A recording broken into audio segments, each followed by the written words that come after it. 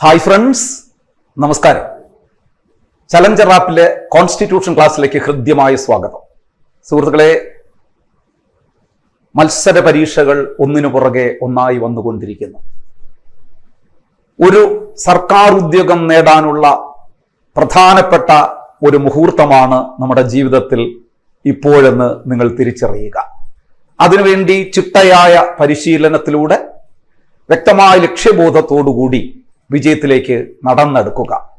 പരിശ്രമം ചെയ്യുകില്ലെന്തിനേയും വശത്തിലാക്കാൻ കഴിവുള്ള വണ്ണം ദീർഘങ്ങളാം കൈകൾ നൽകിയത്രേ മനുഷ്യനെ പാരിലേക്ക് അയച്ചതീശൻ.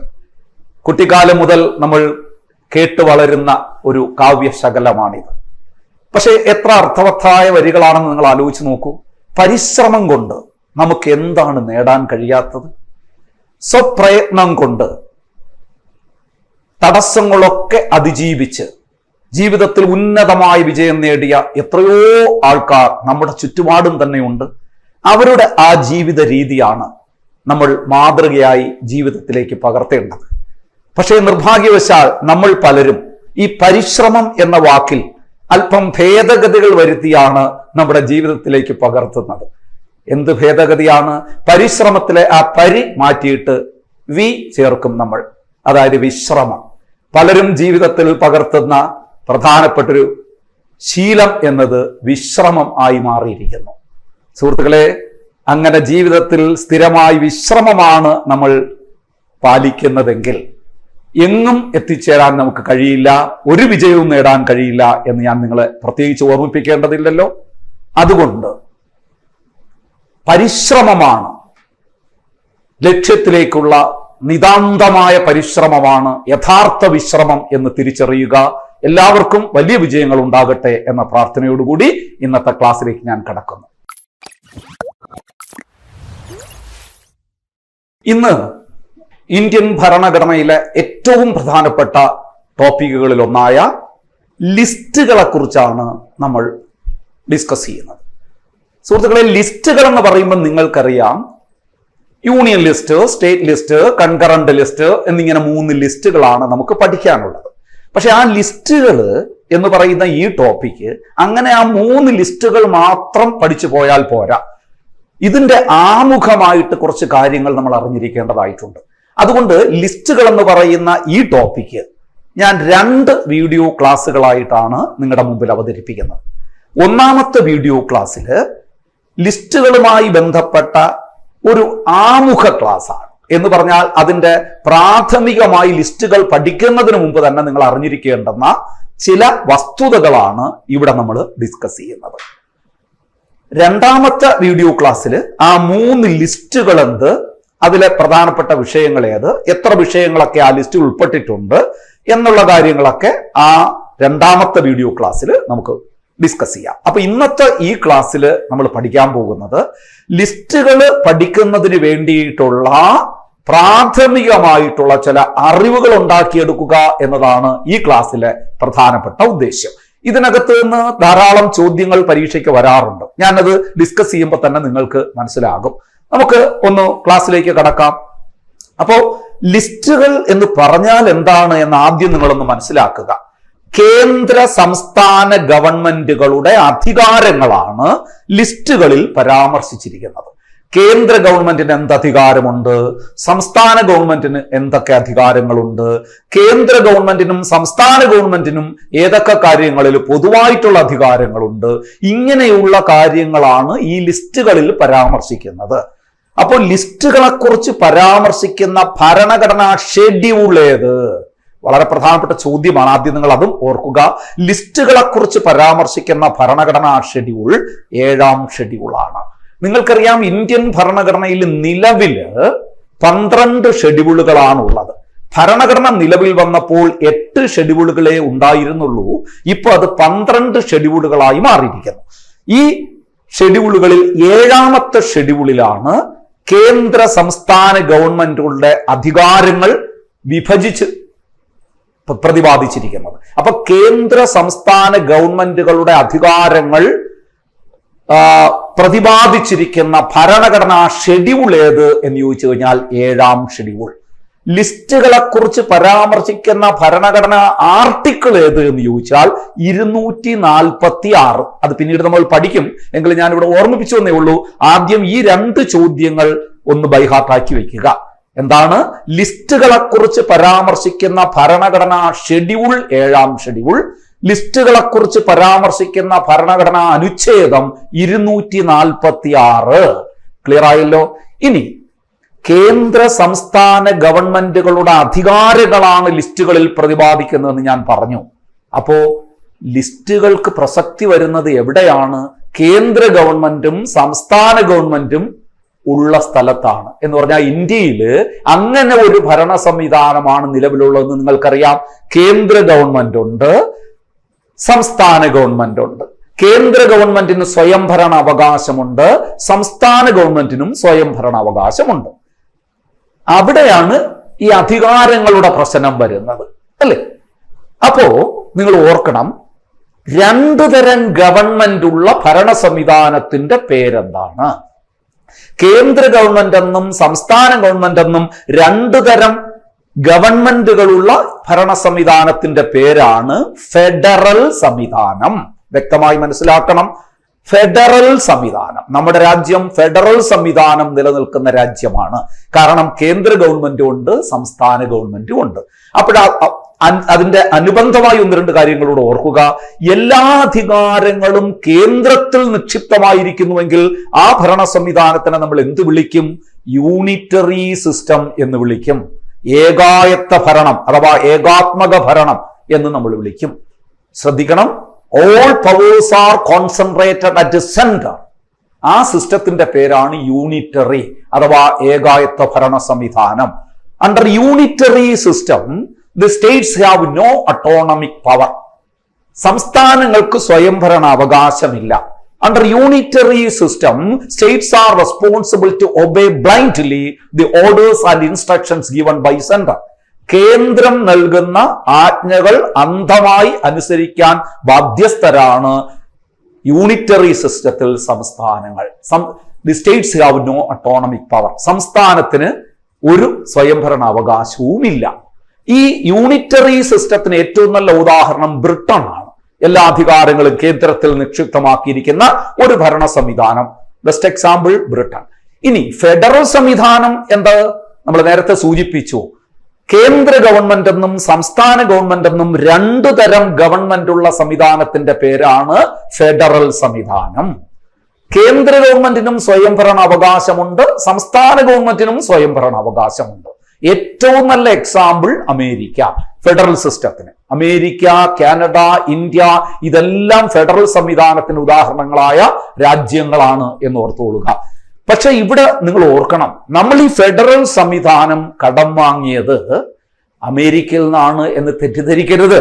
അമേരിക്കയിൽ നിന്നല്ല. അമേരിക്കൻ ഫെഡറൽ സംവിധാനത്തിന്റെ പ്രത്യേകത എന്താണെന്നറിയോ? അമേരിക്കൻ ഫെഡറൽ സംവിധാനത്തിന്റെ പ്രത്യേകത കേന്ദ്ര ഗവൺമെന്റിനുള്ള അതേ അധികാരങ്ങൾ സംസ്ഥാനങ്ങൾക്കുമുണ്ട്. ക്ലിയർ ആവുന്നുണ്ടോ? കേന്ദ്രത്തിനുള്ള അതേ അധികാരങ്ങൾ സംസ്ഥാനത്തിനുള്ള ഒരു ഫെഡറൽ സംവിധാനമാണ് അമേരിക്കയിലുള്ളത്. എന്ന് പറഞ്ഞാൽ ഇപ്പോ അമേരിക്കയില് സംസ്ഥാനങ്ങൾക്ക് സൈന്യങ്ങൾ സംഘടിപ്പിക്കാനുള്ള സ്വാതന്ത്ര്യമുണ്ട്, അവർക്ക് യൂണിയനിൽ നിന്ന് വിട്ടുനിൽക്കാം. ഇങ്ങനെയുള്ള വലിയ അധികാരങ്ങളുള്ള സംസ്ഥാനങ്ങളാണ് എവിടെയുള്ളത്? അമേരിക്കയിലുള്ളത്. അപ്പൊ അമേരിക്കയുടെ ഫെഡറൽ സംവിധാനമല്ല നമ്മുടേത്. നമ്മുടെ ഫെഡറൽ സംവിധാനം എന്താണെന്ന് നിങ്ങളൊന്ന് ആലോചിച്ച് നോക്കൂ. നമ്മുടെ സംസ്ഥാനങ്ങൾക്ക് ഇഷ്ടപ്രകാരം പ്രവർത്തിക്കാൻ കഴിയുമോ? തോന്നിയതുപോലെ, അല്ലെങ്കിൽ സ്വയംഭരണ അവകാശമുണ്ട് എന്ന് പറഞ്ഞുകൊണ്ട് കേന്ദ്രത്തെ ധിക്കരിച്ചുകൊണ്ട് മറികടന്നുകൊണ്ട് നമുക്ക് പ്രവർത്തിക്കാൻ പറ്റുമോ? പറ്റില്ല.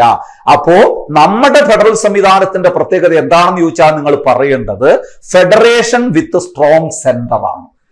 ഫെഡറൽ സംവിധാനമൊക്കെ ഉണ്ട്, പക്ഷെ കേന്ദ്രത്തിനാണ് കൂടുതൽ പ്രാതിനിധ്യം, കൂടുതൽ അധികാരം, കൂടുതൽ മേൽക്കോയ്മ കേന്ദ്രത്തിനുള്ള ഒരു ഫെഡറൽ സംവിധാനമാണ് നമ്മുടെ ഇന്ത്യൻ ഫെഡറൽ സംവിധാനത്തിന്റെ പ്രത്യേകത.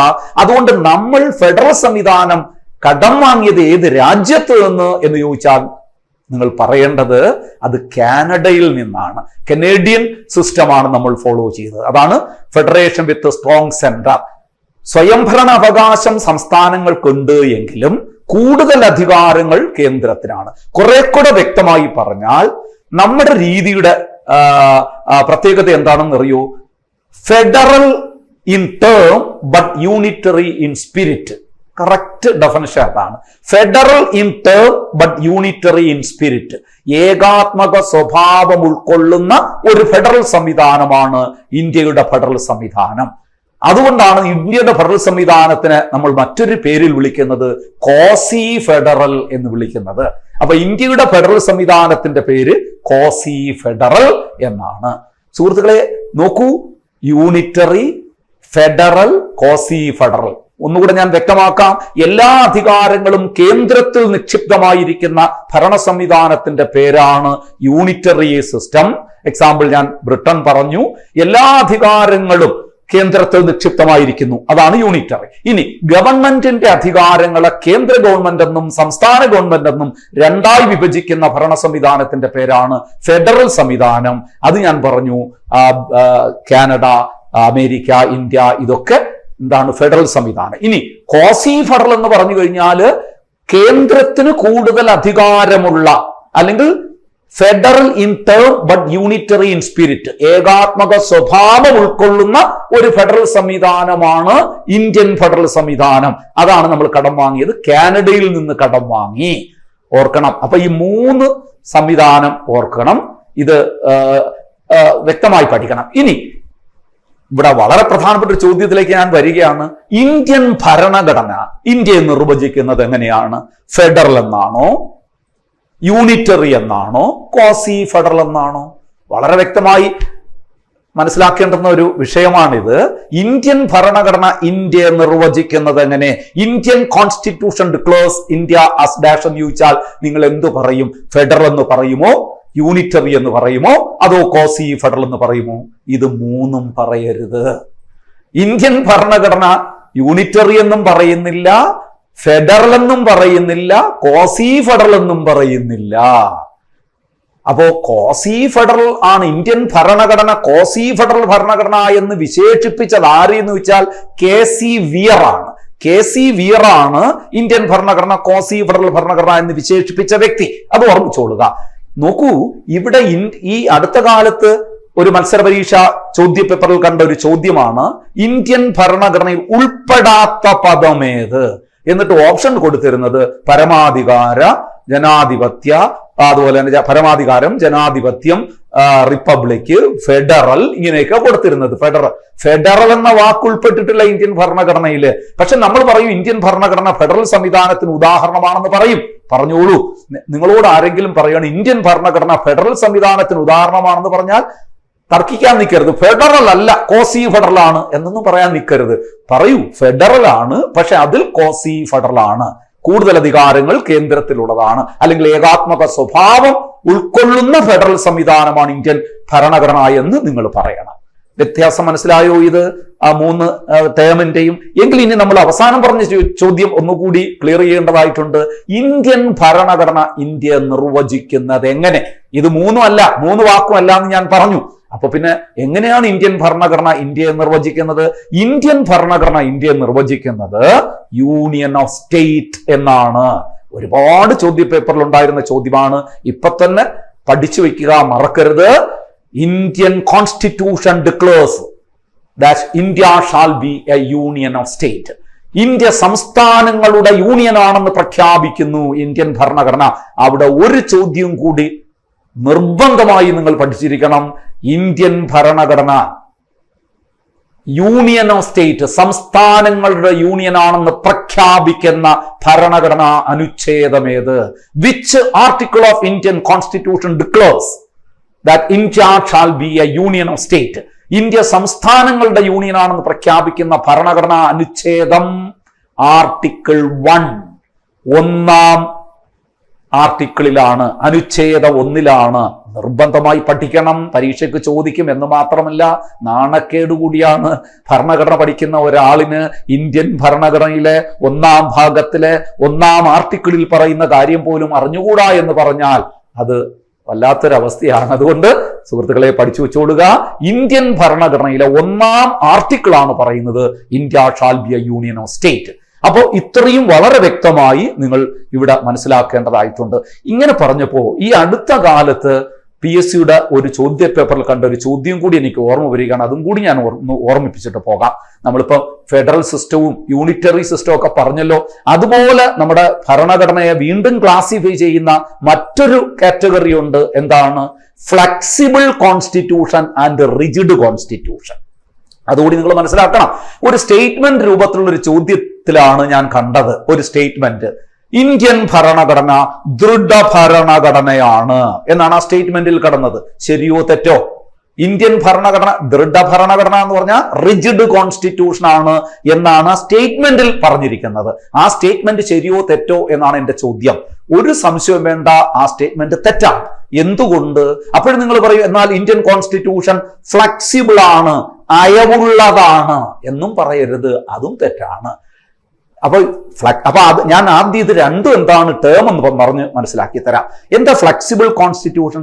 എ കോൺസ്റ്റിറ്റ്യൂഷൻ അല്ലെങ്കിൽ നമ്മളൊരു കോൺസ്റ്റിറ്റ്യൂഷനെ ഫ്ലെക്സിബിൾ എന്ന് പറയുന്നത് എപ്പോഴാണ്? എങ്ങനെയാണ്? A constitution can be easily amended by simple majority of parliament. Such constitution is called flexible constitution എന്ന് പറഞ്ഞാൽ മനസ്സിലായോ? പാർലമെന്റിലെ കേവല ഭൂരിപക്ഷം കൊണ്ട് ഭേദഗതി ചെയ്യാൻ കഴിയുന്ന ഭരണഘടനയാണ് ഫ്ലെക്സിബിൾ കോൺസ്റ്റിറ്റ്യൂഷൻ. കേവല ഭൂരിപക്ഷം എന്ന് പറഞ്ഞാൽ majority of more than 50% of the person presenting in the house and voting. സഭയിൽ പങ്കെടുത്ത് വോട്ട് ചെയ്യുന്നവരിൽ 50% കൂടുതൽ. സഭയിൽ പങ്കെടുത്ത് വോട്ട് ചെയ്യുന്നവരിൽ 50% കൂടുതൽ സിമ്പിൾ മെജോറിറ്റി. ആ സിമ്പിൾ മെജോറിറ്റി കൊണ്ട് ഒരു ഭരണഘടന ഭേദഗതി ചെയ്യാൻ കഴിയുമെങ്കിൽ ആ കോൺസ്റ്റിറ്റ്യൂഷനെ വിളിക്കാം ഫ്ലെക്സിബിൾ എന്ന് വിളിക്കാം, അയവുള്ള ഭരണഘടന. അപ്പം പാർലമെന്റിലെ കേവല ഭൂരിപക്ഷം കൊണ്ട് ഭേദഗതി ചെയ്യാൻ കഴിയുന്ന ഭരണഘടനയാണ് അയവുള്ള ഭരണഘടന അഥവാ ഫ്ലെക്സിബിൾ കോൺസ്റ്റിറ്റ്യൂഷൻ. എന്നാൽ റിജിഡ് കോൺസ്റ്റിറ്റ്യൂഷനോ, ഇപ്പൊ ഫ്ലെക്സിബിൾ കോൺസ്റ്റിറ്റ്യൂഷൻ നമ്മൾ ബ്രിട്ടനെ ഉദാഹരണമായിട്ട് പറയാം. റിജിഡ് കോൺസ്റ്റിറ്റ്യൂഷനോ അഥവാ ദൃഢഭരണഘടന ഭേദഗതിക്ക് സങ്കീർണമായ നടപടിക്രമങ്ങളുള്ള ഭരണഘടനയാണ് ദൃഢഭരണഘടന. ഭേദഗതിക്ക് സങ്കീർണങ്ങളായ നടപടിക്രമങ്ങളുണ്ട് എന്ന് പറഞ്ഞാൽ constitution which prescribes difficult procedure for its അമെൻമെന്റ് is called rigid constitution. Best example America. American constitution അങ്ങ് വേഗത്തിൽ ഭേദഗതി ചെയ്യാൻ കഴിയുകയില്ല. വലിയ നിയമ നടപടികളിലൂടെ, സങ്കീർണമായ നടപടിക്രമങ്ങളിലൂടെ മാത്രമേ അത് ഭേദഗതി ചെയ്യാൻ കഴിയുള്ളൂ. ഇനിയാണ് നമ്മുടെ ചോദ്യം, is Indian constitution flexible or rigid? Indian constitution flexible ആണോ റിജിഡ് ആണോ എന്ന് ചോദിച്ചാൽ നിങ്ങൾ പറയേണ്ടത് Indian constitution is neither very flexible nor very rigid. It is partly flexible and partly rigid. Indian ഭരണഘടന ഭാഗികമായി അയവുള്ളതും ഭാഗികമായി ദൃഢവുമാണ്. Certain provisions of our constitution can be easily amended by simple majority, but certain other provisions can be amended with a difficult procedure. അതാണ് ചില കാര്യങ്ങൾ, Indian ഭരണഘടനയിലെ ചില കാര്യങ്ങൾ വേഗത്തിൽ ഭേദഗതി ചെയ്യാൻ കഴിയും. എന്നാൽ മറ്റു ചില കാര്യങ്ങൾ വളരെ സങ്കീർണമായ നടപടിക്രമങ്ങളിലൂടെ മാത്രമേ ഭേദഗതി ചെയ്യാൻ കഴിയുകയുള്ളൂ. അപ്പോൾ ഞാൻ ഇത് യൂണിറ്ററിയും ഫെഡറലും ഒക്കെ പറഞ്ഞപ്പോൾ ഫ്ലെക്സിബിൾ റിജിഡും കൂടി അതിനോടൊപ്പം ചേർത്ത് പറഞ്ഞതാണ്. പരീക്ഷകൾക്ക് ചോദിക്കുന്ന പോയിന്റുകളാണ്, വ്യക്തമായി മനസ്സിലാക്കി വെക്കുക. അപ്പം യൂണിറ്ററി കോൺസ്റ്റിറ്റ്യൂഷൻ എന്ന് പറഞ്ഞാൽ എന്താണെന്ന് നിങ്ങൾക്ക് മനസ്സിലായി. റിജിഡ് ഫെഡറൽ എന്ന് പറഞ്ഞാൽ എന്താണെന്ന് നിങ്ങൾക്ക് മനസ്സിലായി. കോസി ഫെഡറൽ എന്താണെന്ന് മനസ്സിലായി. ഫ്ലെക്സിബിൾ എന്ന് പറഞ്ഞാൽ എന്താണെന്ന് മനസ്സിലായി. റിജിഡ് കോൺസ്റ്റിറ്റ്യൂഷൻ എന്ന് പറഞ്ഞാൽ എന്താണെന്ന് മനസ്സിലായി. ഇപ്പൊ ഇന്ത്യൻ ഭരണഘടന ഇനി എവിടെയെങ്കിലും ചോദ്യ പേപ്പറിൽ ഇന്ത്യൻ ഭരണഘടന ഫ്ലെക്സിബിൾ കോൺസ്റ്റിറ്റ്യൂഷൻ എന്നോ റിജിഡ് കോൺസ്റ്റിറ്റ്യൂഷൻ എന്നോ മാത്രം ചോദിച്ചാൽ ആ സ്റ്റേറ്റ്മെന്റ് തെറ്റെന്ന് പറയുക. ഇന്ത്യൻ ഭരണഘടന ഭാഗികമായി അയവുള്ളതും ഭാഗികമായി ദൃഢവുമാണ് എന്ന് പറഞ്ഞാൽ മാത്രം അത് ശരിയായ സ്റ്റേറ്റ്മെന്റ് എന്ന് നിങ്ങൾ ഓർക്കുക. ക്ലിയർ ആയല്ലോ? അപ്പൊ ഇന്ത്യൻ ഭരണഘടന ഇന്ത്യയെ നിർവചിക്കുന്നത് എങ്ങനെയെന്ന് ചോദിച്ചാൽ മറക്കാതിരിക്കുക, യൂണിയൻ ഓഫ് സ്റ്റേറ്റ് എന്ന്. അത് ഏത് ആർട്ടിക്കിളിലാണ് പറയുന്നത്? ആർട്ടിക്കിൾ 1 ഒന്നാം വകുപ്പിലാണ് അത് പറയുന്നത്. നോക്കൂ, നമ്മൾ പറഞ്ഞു വരുന്നത് നമ്മളെ ലിസ്റ്റിനെ കുറിച്ചാണ് പറയാൻ പോകുന്നത്. അതിന്റെ ആമുഖമായിട്ട് ഇത്രയും കാര്യങ്ങൾ പറയുകയാണ്. ഇനി ലിസ്റ്റ് എന്ന് വരുന്ന, ഞാൻ നേരത്തെ പറഞ്ഞു ലിസ്റ്റിന്റെ പ്രസക്തി എവിടെയാണ് വരുന്നത്? കേന്ദ്ര ഗവൺമെന്റും സംസ്ഥാന ഗവൺമെന്റും ഉള്ളിടത്താണ്. ഇന്ത്യ അല്ലെ, കേന്ദ്ര ഗവൺമെന്റും സംസ്ഥാന ഗവൺമെന്റും ഉണ്ട്. അപ്പൊ എന്തൊക്കെ അധികാരങ്ങളാണ് കേന്ദ്ര ഗവൺമെന്റിനുള്ളത്, എന്തൊക്കെ അധികാരങ്ങളാണ് സംസ്ഥാന ഗവൺമെന്റിനുള്ളത്, എന്തൊക്കെ അധികാരങ്ങളാണ് രണ്ടുപേർക്കും കോമൺ ആയിട്ടുള്ളത്, ഇതാണ് ഇവിടെ നമ്മൾ ലിസ്റ്റുകളിൽ പഠിക്കാൻ പോകുന്നത്. അപ്പൊ നിങ്ങൾ ആദ്യം അവിടെ പറയേണ്ടുന്ന ഒരു കാര്യമുണ്ട്. കേന്ദ്ര സംസ്ഥാന ബന്ധങ്ങളെക്കുറിച്ച് പഠിക്കാനായിട്ട് 1983 ഇന്ദിരാഗാന്ധി ഗവൺമെന്റ് ഒരു കമ്മീഷനെ നിയമിക്കുക. ആ കമ്മീഷൻ സ്ഥിരമായി പരീക്ഷയ്ക്ക് ചോദിക്കുന്നതാണ്. കേന്ദ്ര സംസ്ഥാന ബന്ധങ്ങളെക്കുറിച്ച് പഠിക്കാനായി 1983 ഇന്ത്യ ഗവൺമെന്റ് നിയമിച്ച കമ്മിറ്റി ഏതാണ്, അല്ലെങ്കിൽ കമ്മീഷൻ ഏതാണ്? Sarkaria commission. Very very important. Sarkaria commission. ഒന്നുകൂടി ചോദ്യം ഞാൻ പറയാം. കേന്ദ്ര സംസ്ഥാന ബന്ധങ്ങളെക്കുറിച്ച് പഠിക്കാനായി ഇന്ത്യ ഗവൺമെന്റ് നിയമിച്ച committee. The committee appointed by Government of India to study central state relationship in the year 1983. 1983 Indira Gandhi government അഥവാ ഇന്ത്യ ഗവൺമെന്റ് നിയമിച്ച കേന്ദ്ര സംസ്ഥാന ബന്ധങ്ങളെക്കുറിച്ച് പഠിക്കാനുള്ള കമ്മിറ്റിയുടെ പേര് പരീക്ഷയ്ക്ക് ഒരുപാട് തവണ ചോദിച്ചിട്ടുണ്ട്. സർക്കാരിയ കമ്മീഷൻ. ആ സർക്കാരിയ കമ്മീഷനെ കുറിച്ച് 1-2 പോയിന്റുകൾ കൂടി ഞാൻ നിങ്ങളെ ഓർമ്മിപ്പിക്കാൻ ആഗ്രഹിക്കുന്നു. 1983 സർക്കാരിയ കമ്മീഷനെ നിയമിച്ചത്. ആ കമ്മീഷന്റെ ഉദ്ദേശം കേന്ദ്ര സംസ്ഥാന ബന്ധങ്ങളെക്കുറിച്ച് പഠിക്കുക എന്നതാണ്. കേന്ദ്ര സംസ്ഥാന ബന്ധങ്ങളെക്കുറിച്ച് പഠിക്കാനാണ്. ആ കമ്മീഷൻ 1983 നിയമിച്ച സർക്കാരിയ കമ്മീഷൻ ശുപാർശ സമർപ്പിച്ചത് 1988 ഓർക്കണം. ഈ സർക്കാരിയ കമ്മീഷന്റെ ചെയർമാൻ ആരായിരുന്നു, അധ്യക്ഷൻ ആരായിരുന്നു എന്ന് ചോദിച്ചാൽ RS സർക്കാരിയ, രഞ്ജിത്ത് സിംഗ് സർക്കാരിയ എന്ന് പറയുന്ന ഒരു സുപ്രീം കോടതിയുടെ റിട്ടയർഡ് ജഡ്ജി ആയിരുന്നു ഈ സർക്കാരിയ കമ്മീഷന്റെ തലവൻ. നിങ്ങൾക്കറിയാം, ഒരു കമ്മീഷൻ അറിയപ്പെടുന്നത് അതിന്റെ തലവന്റെ പേരിലാണ് അല്ലെ. ഇപ്പൊ സർക്കാരിയ കമ്മീഷൻ, അപ്പോഴേ നിങ്ങൾ വിചാരിച്ചോളുക അതിന്റെ ചെയർമാൻ സർക്കാരിയ. മനസ്സിലാകുന്നല്ലോ. ഇപ്പൊ ഫസൽ അലി കമ്മീഷൻ, നമ്മുടെ സ്റ്റേറ്റ് റീ ഓർഗനൈസേഷൻ കമ്മിറ്റിയെ കുറിച്ചൊക്കെ നിങ്ങൾ പഠിച്ചിട്ടുണ്ടാകും അല്ലെ. ശരിക്കും നമ്മുടെ സംസ്ഥാന പുനഃസംഘടനാ കമ്മിറ്റിയുടെ ചെയർമാനായിരുന്നു ആര്? ഫസൽ അലി. അപ്പൊ അതുകൊണ്ട് നമ്മൾ സംസ്ഥാന പുനഃസംഘടനാ കമ്മിറ്റിയെ വിളിക്കുന്നത് എന്ത് പേരിലാണ്? ഫസൽ അലി കമ്മിറ്റി, ഫസൽ അലി കമ്മീഷൻ അല്ലെ. അപ്പൊ ആരാണോ ചെയർമാൻ, ആ ചെയർമാന്റെ പേരിലാണ് നമ്മൾ കമ്മീഷൻ അറിയപ്പെടുന്നത്. അപ്പോൾ സർക്കാരിയ കമ്മീഷന്റെ ചെയർമാൻ ആര്? RS സർക്കാരിയ, രഞ്ജിത്ത് സിംഗ് സർക്കാരിയ.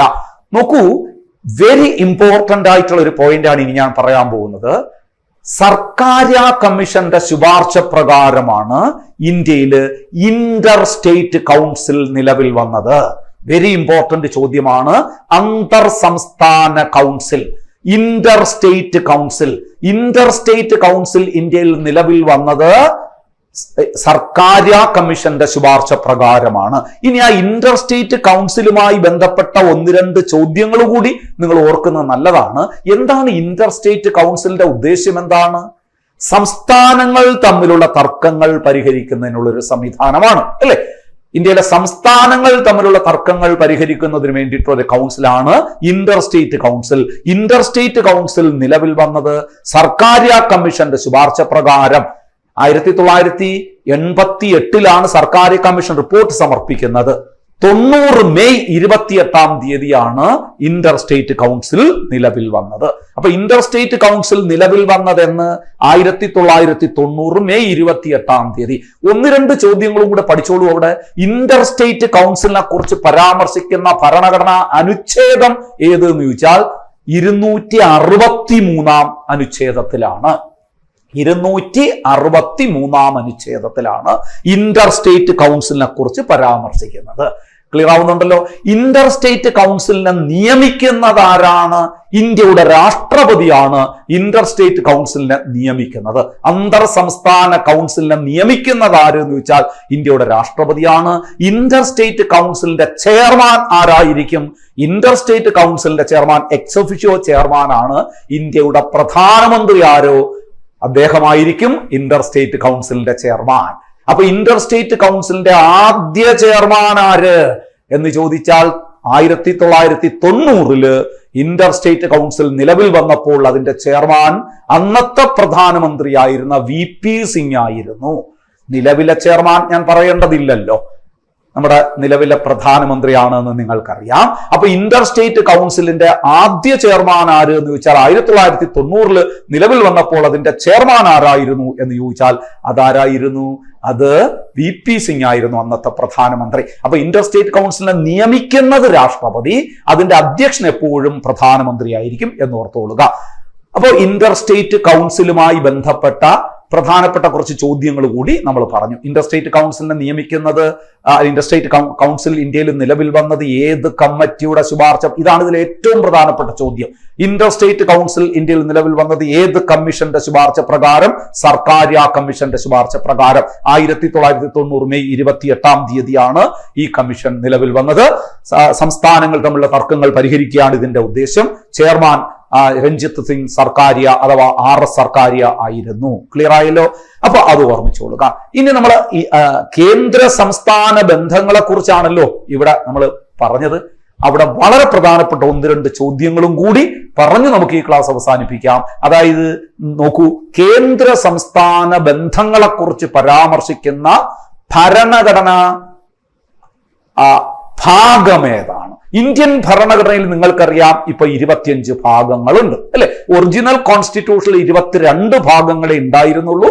ഇപ്പൊ അത് 25 ഭാഗങ്ങളായി മാറിയിരിക്കുന്നു.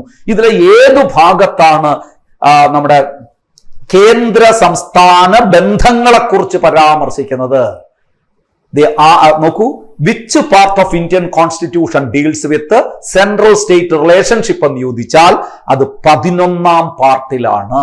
11ാം ഭാഗം ഇന്ത്യൻ ഭരണഘടനയിലെ 11ാം അനുച്ഛേദത്തിലാണ് കേന്ദ്ര സംസ്ഥാന ബന്ധങ്ങളെ കുറിച്ച് പരാമർശിക്കുന്നത്. ഇനി അവിടെ ഒരു പ്രധാന ചോദ്യം കൂടിയുണ്ട്. കേന്ദ്ര സംസ്ഥാന ബന്ധങ്ങളെ കുറിച്ച് പരാമർശിക്കുന്ന ഭരണഘടനാ അനുച്ഛേദങ്ങളേവ? ഏതു മുതൽ ഏതുവരെയുള്ള ആർട്ടിക്കിളുകളിലാണ്, ഏതു മുതൽ ഏതുവരെയുള്ള അനുച്ഛേദങ്ങളിലാണ്, വകുപ്പുകളിലാണ് കേന്ദ്ര സംസ്ഥാന ബന്ധങ്ങളെ കുറിച്ച് പരാമർശിക്കുന്നതെന്ന് ചോദിച്ചു കഴിഞ്ഞാൽ അത് ഏതാണ്? നിങ്ങൾക്ക് ഓർക്കുക, 245 മുതൽ 263 വരെയുള്ള വകുപ്പുകളിലാണ്. ഇവിടെ നമ്മൾ 2 വകുപ്പുകൾ നേരത്തെ പഠിച്ചതിൽ ഉൾപ്പെട്ടതാണ്, ഓർമ്മയുണ്ടോ? 245 മുതൽ 263 വരെയുള്ള വകുപ്പുകളാണ് നമ്മൾ പറയുന്നത് എന്താണ്? കേന്ദ്ര സംസ്ഥാന ബന്ധങ്ങളെ കുറിച്ച് പരാമർശിക്കുന്ന വകുപ്പുകൾ.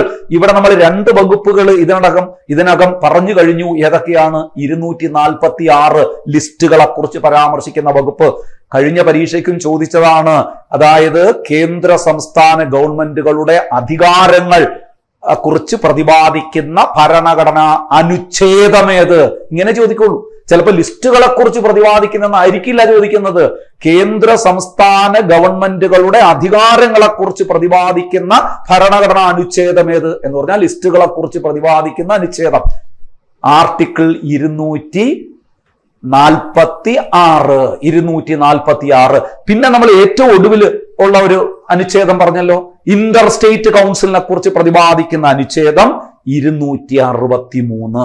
ഈ 2 അനുച്ഛേദങ്ങൾ ഇപ്പോഴും പഠിച്ചുകൊള്ളുക. ബാക്കി ഇതിനകത്ത് വരുന്ന മറ്റ് പ്രധാനപ്പെട്ട അനുച്ഛേദങ്ങൾ അടുത്ത ക്ലാസ്സിൽ നമ്മൾ വളരെ വ്യക്തമായി പഠിക്കും. ലിസ്റ്റുകളുമായി ബന്ധപ്പെട്ട് കുറച്ച് കാര്യങ്ങൾ നമുക്ക് പഠിക്കേണ്ടതായിട്ടുണ്ട്. അപ്പൊ ഇന്റർ സ്റ്റേറ്റ് കൗൺസിൽ ആർട്ടിക്കിൾ 263 നിയമിക്കുന്നത് രാഷ്ട്രപതിയാണ്. ചെയർമാൻ പ്രധാനമന്ത്രിയാണ്. ആദ്യ ചെയർമാൻ VP സിംഗ് ആണ്. കേന്ദ്ര സംസ്ഥാന ബന്ധങ്ങളെക്കുറിച്ച് പഠിക്കാനായിട്ട് നിയമിക്കപ്പെട്ട ഒരു പ്രധാന കമ്മിറ്റിയാണ് നമ്മൾ പറഞ്ഞത്. ഇനി രണ്ടാമതൊരു കമ്മിറ്റി, അതായത് നമ്മുടെ 2007 കേന്ദ്ര സംസ്ഥാന ബന്ധങ്ങളെക്കുറിച്ച് പഠിക്കാനായിട്ട് മറ്റൊരു കമ്മിറ്റിയെ കൂടി ഇന്ത്യ ഗവൺമെന്റ് നിയമിക്കുന്നു. 2007 നിയമിക്കപ്പെട്ട ആ കമ്മിറ്റി ശുപാർശ സമർപ്പിച്ചത് 2010 ആ കമ്മിറ്റിയും കൂടി ഏതാണെന്നൊന്ന് പറഞ്ഞാൽ നന്നായിരിക്കും. ആ കമ്മിറ്റിയുടെ പേര് പൂഞ്ചി കമ്മീഷൻ എന്നാണ്. എന്താണ് ആ കമ്മിറ്റിയുടെ പേര്? പൂഞ്ചി കമ്മീഷൻ. പൂഞ്ചി കമ്മീഷൻ എന്ന് പറയാൻ കാരണം ആ കമ്മീഷന്റെ ചെയർമാൻ ആരായിരുന്നു? ആ കമ്മീഷന്റെ ചെയർമാൻ മദൻ മോഹൻ പൂഞ്ചി എന്ന ഒരു വ്യക്തിയായിരുന്നു, മദൻ മോഹൻ പൂഞ്ചി. അതുകൊണ്ട് 2007 കേന്ദ്ര സംസ്ഥാന ബന്ധങ്ങളെ കുറിച്ച് പഠിക്കാനായിട്ട് നിയമിക്കപ്പെട്ട കമ്മീഷൻ എന്ന് വെച്ചാൽ പൂഞ്ചി കമ്മീഷൻ. ആ കമ്മീഷൻ ശുപാർശ സമർപ്പിച്ചത് 2010. സുഹൃത്തുക്കളെ, ഈ പൂഞ്ചി കമ്മീഷന്റെ റിപ്പോർട്ടിലാണ് നമ്മുടെ ഗവർണറുടെ അധികാരങ്ങളെ കുറിച്ചൊക്കെ വലിയ പരാമർശങ്ങളും അഭിപ്രായങ്ങളും ഒക്കെ ഉണ്ടായത്. ഗവർണർ എന്ന പദവിക്ക് എത്രത്തോളം അധികാരമുണ്ട്? അത് സംസ്ഥാന ഗവൺമെന്റിന് മേൽ എത്രയൊക്കെ അധികാരം സ്ഥാപിക്കാൻ പറ്റും. ഇത് ഈ കാലഘട്ടത്തിലെ പ്രസക്തമായ ഒരു വിഷയം കൂടിയാണ്. കാരണം നിങ്ങൾക്കറിയാം, കേരളത്തിൽ മാത്രമല്ല പല സംസ്ഥാനങ്ങളിലും ഇപ്പൊ സംസ്ഥാന സർക്കാരും ഗവർണറും തമ്മിൽ ഒരു ശീതസമരം നടക്കുന്നുണ്ട്. നിങ്ങൾക്കറിയാം, കേരളത്തിൽ പ്രത്യേകിച്ച് നമുക്ക് അറിയാവുന്ന കാര്യമാണ്, നമ്മുടെ നിലവിലെ ഗവർണർ കേരളത്തിലെ ഗവൺമെന്റ് എടുക്കുന്ന പല തീരുമാനങ്ങളെയും ചോദ്യം ചെയ്യാറുണ്ട്. പല മന്ത്രിസഭാ തീരുമാനങ്ങളും അംഗീകാരം കൊടുക്കാതെ തടഞ്ഞു വെക്കാറുണ്ട്. അപ്പോൾ അങ്ങനെ ഒരു കാലഘട്ടത്തിൽ പൂഞ്ചി കമ്മീഷന്റെ റിപ്പോർട്ട് വളരെയധികം ചർച്ച ചെയ്യപ്പെടുന്നുണ്ട്. അതിനകത്ത് നമ്മുടെ ഗവർണറുടെ അധികാരങ്ങളെ കുറിച്ചൊക്കെ വലിയ പരാമർശമുള്ള ഒരു റിപ്പോർട്ടാണ് പൂഞ്ചി കമ്മീഷൻ റിപ്പോർട്ട് എന്ന് കൂടി ഓർക്കുക. അപ്പോ സുഹൃത്തുക്കളെ, നമ്മളിവിടെ പഠിച്ചത് ലിസ്റ്റുകൾ പഠിക്കുന്നതിന് മുമ്പ് ആമുഖമായിട്ട് ഇത്രയും കാര്യങ്ങൾ പഠിച്ചിട്ടേ നമ്മൾ ലിസ്റ്റിലേക്ക് കടക്കാവൂ.